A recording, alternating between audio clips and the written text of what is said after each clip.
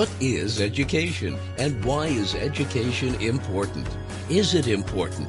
After all, what's the real purpose of getting educated about anything? We so frequently take education and the process for learning in general totally for granted. Not only that, but the ways in which we think. How we've gone about structuring our own consciousness itself has largely remained unchanged for a long, long time. So how do we literally change our minds? Can we reconfigure our own ways of thinking? And if so, how?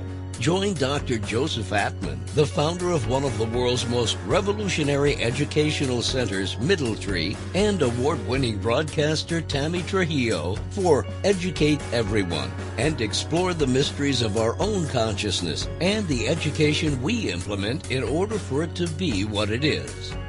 And our guest this week on Educate Everyone is Bernie Hernandez. He currently serves as the Inside Out Program Coordinator for the Justice Education Center at the Claremont Colleges. Bernie graduated from Pitzer College in 2023 while incarcerated as part of the BA cohort program at Norco prison. Bernie was selected as the commencement speaker for the 2024 Chicano Latino Student Affairs graduation at the Claremont Colleges. Now here's Bernie and Dr. Joe. And thanks, Bernie, for being here. Can you just kind of give us a real brief overview of who you are and what you do? Thanks, Joe. I'm currently the Justice Education Center Prison College Liaison at the Claremont Colleges. I was incarcerated for 7 years. And while incarcerated, I got my bachelor's degree through Pitzer College here at the Claremont Colleges in organizational behavioral studies. And once I got out, I began working for the colleges as a coordinator for the Inside Out program. And from there, I've been here since 2023, and I've been very fortunate to be here at the colleges. It's just such a great working environment. It's great to be in levels of higher education, especially post-incarceration. You and I have talked, so I kind of know a little bit about your story. I don't know how much you want to share here. I'm not asking you to necessarily, but certainly people need to know about the Inside Out program because it's so unique. It's so interesting, and it's something that would be amazing if more academic institutions or other organizations were somehow able to implement. I know you and I also talked about some of the challenges just in general with that program, but can you let people know exactly in detail what that program is, what it's all about, what it's trying to do? Sure. The Inside Out program is a program where students from the Claremont Colleges here on campus go inside the prison and take college courses with incarcerated individuals just like myself, and we share classroom spaces. We take the same courses. We're pretty much classmates at that point and take the same college courses. We all strive to get our degrees. It's a lot of great work that happens, and a lot of students from here on campus end up becoming advocates for social justice and restorative transformative justice, and it's because of the dynamic that happens inside those classrooms. And, we really enjoy those classes and the dialogue that takes place. The logistics of it is basically us inside a classroom creating the dialogue. That's kind of the pedagogy, because there's really not a lot of technical support that we can get. There's no cell phones allowed inside the prison. And from what I hear from every professor is it's life-changing. A lot of the professors actually enjoy teaching inside the prisons as compared to on campus. So it's actually very rewarding. It's such a unique program. So just to be super clear, this is a program that's put on, is it put on by the state? Obviously, it's in conjunction with the Claremont Colleges and Pitzer College specifically, but who really puts on the program? How is it facilitated exactly? Yeah, that's a good question, Joel. It's funded by a grant, the Mellon Grant, and it's been like that for the past few years, and that's who's been funding our program. So we really do a lot of great work because of the grant. It's pretty much privately funded, and we get a lot of support from the Claremont Colleges, especially Pitzer College, for the work that we do. I know there have been some issues given, our conversation. Hopefully some of that has changed, and we can get into that here in a bit. But just to kind of go back and for clarity for people who have never heard of this kind of program, basically the classes take place inside the detention center, inside the jail. And it's with college professors, right, who are coming from either one of the 5C, one of the Claremont colleges, and with Claremont students and with inmates. And you're taking just whatever courses are offered. How is it really set up? How do you get into the program as an inmate? What's all of that look like? And do you have like a course catalog to choose from? How many courses go on throughout the program? These are semester-long courses, quarter length. Give us like all the nitty-gritty and all the logistics. Yeah, so for me, there was only one major that was available at the time, and that was organizational studies. And the courses that were outlined were structured to a cohort. And so for me, in my experiences, I was selected with 7 other incarcerated individuals. And so it was 8 of us, and we took a accelerated bachelor's degree program in which we're taking up to 6 to 7 classes a semester. And we have to complete this within the time frame while we're incarcerated. And so we pretty much have a year to a year and a half to finish the program. And there was one semester where I was taking 7 courses. So it's really just a lot of reading, a lot of papers, a lot of essays.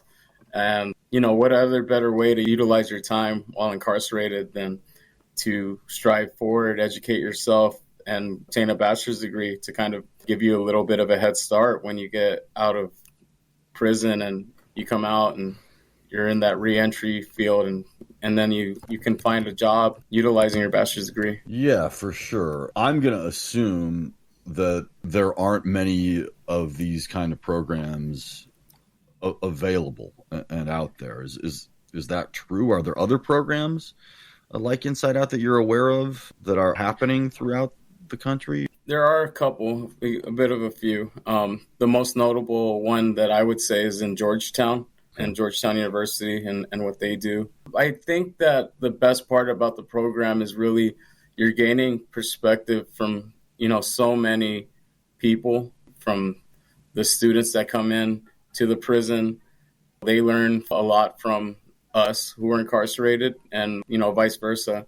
That really is the beauty of the pedagogy that takes place, is you're really sharing knowledge, and knowledge is power. So basically all you're doing is just kind of taking it from someone else's lens. That's, the beauty of education is kind of step outside your own thinking, get exposed to all sorts of new thinking, ways of thought, ideas, concepts, the ways by which things work, right? Get an in-depth understanding of all of that. And that's something that is common for all students. And that's hopefully the experience that everybody walks away with education, obviously. But for inmates, is this a program that's really attractive? Is it in high demand? Is it something that a lot of inmates were kind of pining for? Or was it just something that is just another thing, to be doing while you're in there? For me, I actually wasn't planning on taking college courses in prison. I was kind of just directed into this program. And a lot of it that motivated me was the time off credit you get. When you get a college degree, a high school degree, you get 6 months off your sentence. So that really was the incentive for me, is taking these college courses to get time off. But while doing it, I really learned a lot from professors, from other students. And it really just kind of created a change in trajectory in my life. While I was incarcerated, I was already thinking about how my next prison term would look like, and just being in that space of just constantly recidivism. And because of getting my college degree, it really changed the trajectory and where my life went. And, here I am working at the colleges as a result of it. And obviously that's one of the things that education does for people. It opens up all new doors and all new avenues for us, right? Correct. Because then you have that power of knowledge, and you have that power of information, that understanding about yourself and what you're interested in, what your passions are. And that alone leads you to other levels and new experiences and just generally new journeys in life, right? So tell us about what your transition was sort of like and exactly how you got involved with Inside Out. While incarcerated, I was still doing a lot of dumb things, pretty much. I'm walking around the prison with cell phones and crystal meth. I mean, I'm just kind of running amok still, trying to make money inside the prison. And then this was around 2019, and I just started seeing a lot of bad things happening. And then COVID happened in 2020, and a lot of things came to a halt. And I had to really reassess my life. Around that time, my father had died while I was incarcerated, and I had a lot of family support from my brothers, my sister, my mom, my nieces and nephews, and I just kind of reassessed my life. And I had a mentor inside the prison who was actually my boss. His name's Teddy Harder, and he pretty much punked me and told me I had to go into this program. And I became an educational clerk at the prison, and I was serving a lot of prisoners with education, helping them with tests, with math, English. And I was really surprised that the gratitude I got from a lot of the prisoners for helping them with a lot of their schoolwork. So then from there, I saw the Inside Out program, and I gravitated towards it. I really just started buying into, the program. I saw a lot of the classes that were being taken on Zoom, and I was like, I can probably do this program. And initially, I didn't think I could. I didn't think I was capable of getting a bachelor's degree. So then from there, I went into the program. I got selected to the BA cohort along with 7 other individuals who were still all good friends to this day. And after I got my bachelor's degree, I then was transferred to a halfway home, so to speak, with an ankle monitor. They're called MCRPs. And I was over at Amity in South LA. I would take 3 buses to get from that part of LA to Claremont, California. It'd take me about 2.5 hours to get to work, and then 2.5 back. But it was just all worth it. I was just so fortunate to still be technically incarcerated still, but also have a job. I was selected to be the commencement speaker for the CLSA graduation last year. And I actually included that in my speech, in which I still have the ankle monitor on, and it was just very emotional, but it was just all worth it. What'd you talk about in the speech? It was a lot of my testimony about how I got to this point, but my mother had just died a few weeks before, so it was very emotional having my family there and just doing that speech.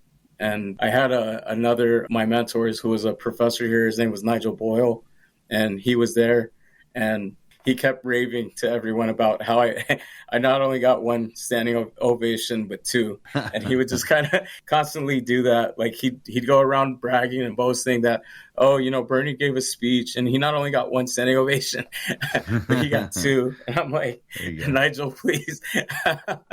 It was just such a great experience, and I'm very grateful for those opportunities given to me. Well, people love a comeback story, and I think the reason that we do is because as human beings, we all have a lot of faults, and we all make a lot of mistakes, right? Mm-hmm. And so to know that those faults within us, those things that happen to us or that we choose for ourselves when we're like not at our best, right, can be overcome.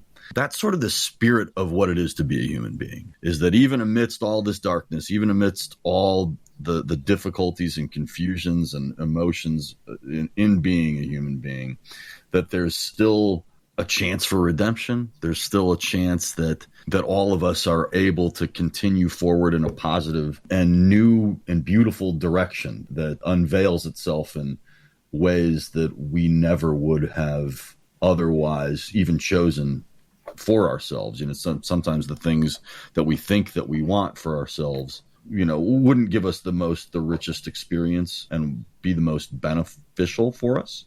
And so people just, I think they love a redemption story, because not only do we, I think inherently really want to root for other people as much as, a lot of people like to see others fail. I think that people think that they like to see others fail precisely because what I'm talking about, because it reiterates to them and enforces the narrative about themselves that like everybody's having a difficult time with this thing called life. Yes. or what we're all going through. So I think that's why it seems that people root against other people. I don't think they're really rooting against other people. I think they're rooting for themselves because they're having a difficult time and they feel reinforced by the fact that they see and witness other people having a hard time as well. But really what I think we're all rooting for is, again, that redemption and that capacity to be redeemed by our own actions, especially that power, again, amidst all this darkness and amidst all the difficulty of being whatever it is that a human being is, that we can still pull ourselves up and get out of whatever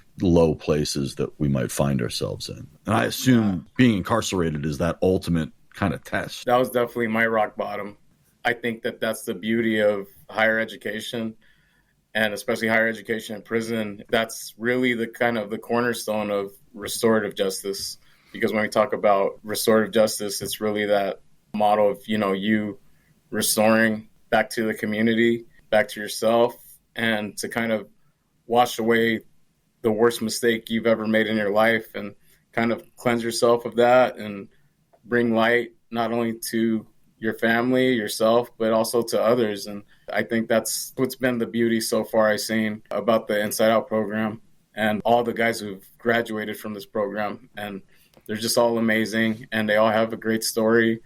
They all have a testimony, and we're all out here really just doing great things. And it's created this kind of paradigm shift in our lives. And now we strive to do better. And we'll have more of our conversation with Bernie Hernandez, the Inside Out Program Coordinator for the Justice Education Center at the Claremont Colleges, next week here on Educate Everyone.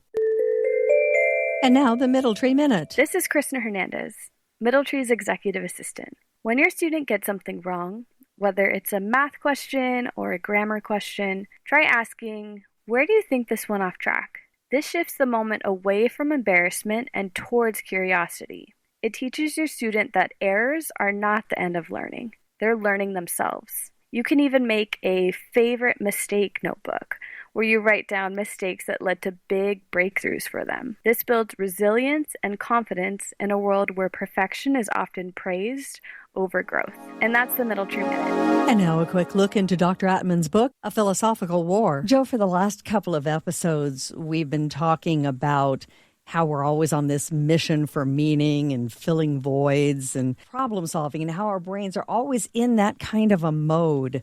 Why is that? The reason I think we need to kind of explore this topic in this prolific kind of expose here is because, again, it's something that's right there in front of us all the time.